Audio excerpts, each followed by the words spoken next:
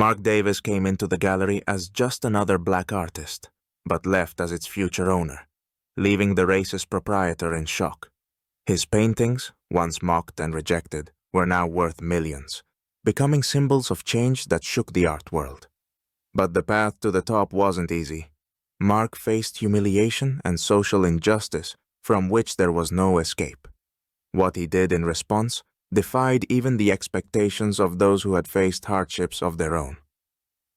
But let's start from the beginning.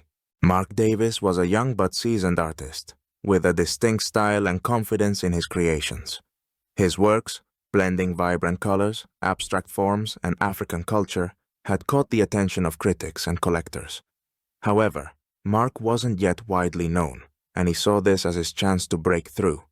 If his paintings were shown in a prestigious gallery, his career would soar. Mark approached Aristos Gallery, a modern building renowned for elite exhibitions. As he looked at the glass facade, he felt both excitement and certainty. He had long prepared for this. The gallery was key in the art world, and meeting its owner, David Harris, could open the doors to high-class circles. Entering the gallery, Mark was struck by its wealthy silence and the sensual works on the walls. But his focus shifted to Harris, who appeared from a back office. The elderly man, with slicked-back gray hair and a sharp suit, gave Mark a quick, dismissive glance and spoke coldly. "What are you doing here?"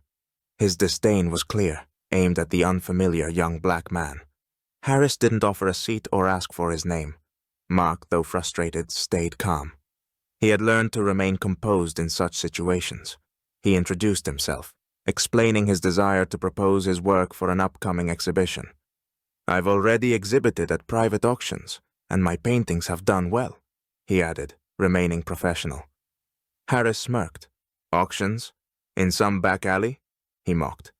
"We have high standards here, and garage sale art doesn't interest us."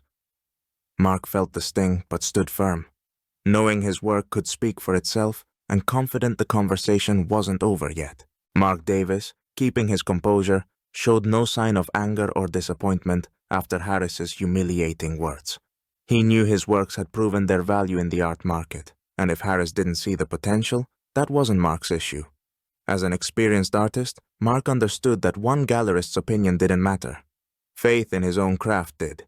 Besides, Harris had no idea who he was dealing with. Mark had sold several paintings at prestigious auctions in New York and London, fetching millions. These successes gave him a solid financial foundation that Harris likely couldn't imagine. Moreover, Mark wasn't just an artist. He was also a businessman, studying the art market.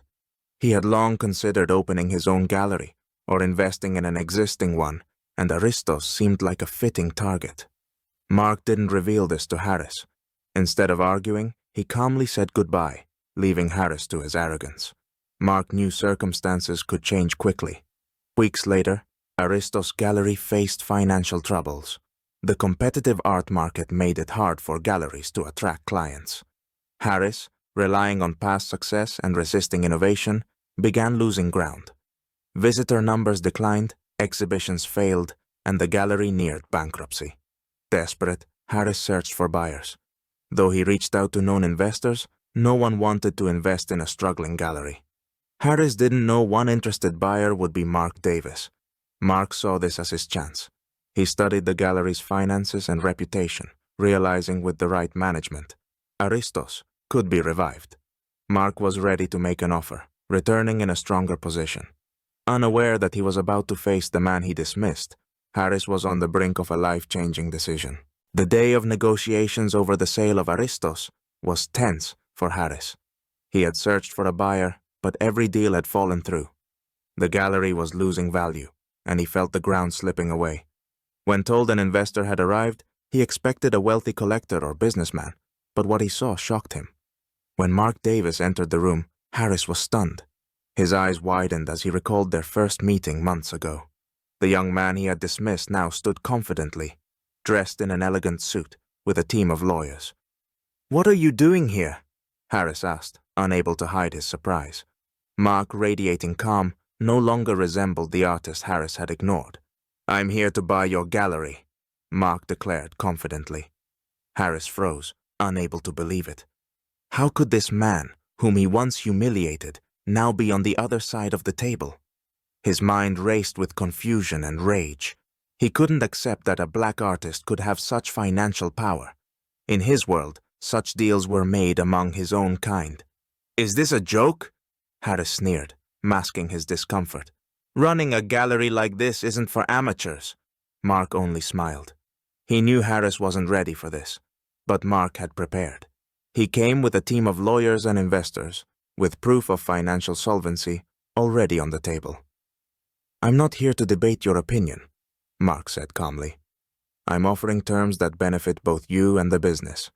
My team is ready to close the deal promptly." Harris, trying to stay composed, realized opposing Mark was pointless. Mark had come to prove his legitimacy and change the game.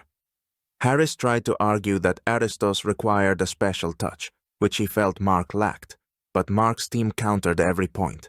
It became clear. Harris's time was up. The man he once dismissed was now in control, ready to close the deal that would change both their lives. After the final documents were signed and the deal officially closed, Mark watched with quiet satisfaction as David Harris crossed the threshold of his former gallery for the last time. Harris, who had once humiliated him and saw no value in him, now left Aristos, knowing that the man he had despised had become his successor. With each step, Harris realized that his place in the art world had been taken by the very black artist he had dismissed as unworthy. Mark stood at the entrance of the gallery, feeling an inner sense of triumph. But this wasn't just a personal victory. It was a moment that symbolized something far greater. His journey from a rejected artist to the owner of a prestigious gallery was not only a testament to his talent, but also an example of how a biased system could be dismantled. Shortly after Harris left the gallery for good, Mark began implementing his vision. He organized his first exhibition, inviting talented artists whose works, like his own, intersected with cultural and social themes. This exhibition became a major event in the art community, attracting huge crowds and media attention. People lined up to see the works that had once been unknown. Mark's paintings, once mocked by Harris, were now valued in the millions, admired and celebrated. The exhibition received rave reviews from critics, many noting not only the artistic quality of the works, but also the social significance of Aristos under Mark's leadership as a symbol of change in art and culture. Those who had once followed old standards and been filled with prejudice now acknowledged his success and influence on the art market. Harris, despite the collapse of his plans and the loss of his gallery, never admitted his mistakes. He couldn't bring himself to acknowledge that his racist views had been shattered by the success of someone he had once deemed unworthy. But his time of power had passed, and he had no choice but to accept that his gallery and legacy were now in the hands of someone he had underestimated. Mark had finally found his place at the top of the art world. His victory was not only a symbol of his personal success, but also proof that talent and perseverance can overcome any barrier, even those as deeply ingrained as bias and discrimination.